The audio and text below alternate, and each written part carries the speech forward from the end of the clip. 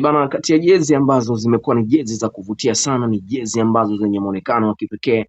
Bana, ni jezi pekee za wana Jangwani. Hapa tunazungumzia wananchi na vitu vingine kama hivyo. So bana, jezi hizo zimetoka hivi sasa, jezi ambazo kwa sasa tayari zimeshazagaa na watu unaambiwa wamejaa kwelikweli pale maeneo ya Jangwani kwenye klabu ya Young Africans. So watu kibao wamekwenda kuchukua jezi. Jezi hizo ni jezi pekee ambazo hata ukizitazama kwa macho unatazama kabisa ni jezi fulani hivi ambazo ni za kisasa, lakini pia ukitazama ni zile jezi ambazo za msimu ambao uliopita na msimu huu. Jezi za msimu huu zimekuwa ni jezi kali kwelikweli.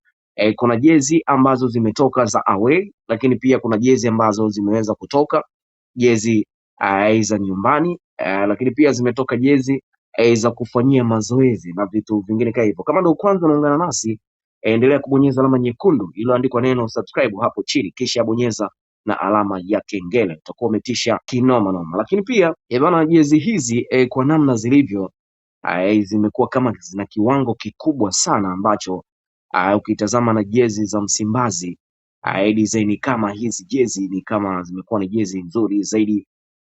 Jaribu kutazama namna zilivyo, hata namna zilivyoweza kuwakaa wachezaji.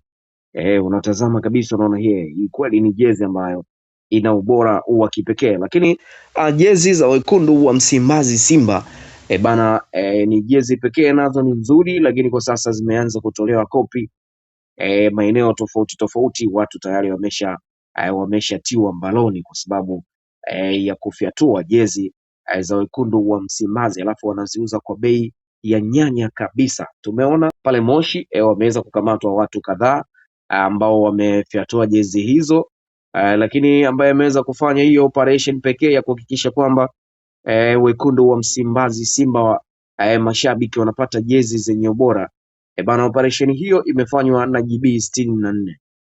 GB 64 ndio mtu pekee ambaye ameweza kufanya operation ya kuhakikisha kwamba jezi feki zinatokomezwa zote na mashabiki wa wekundu wa Msimbazi Simba wanabaki salama na wanavaa jezi zenye ubora, jezi zenye quality.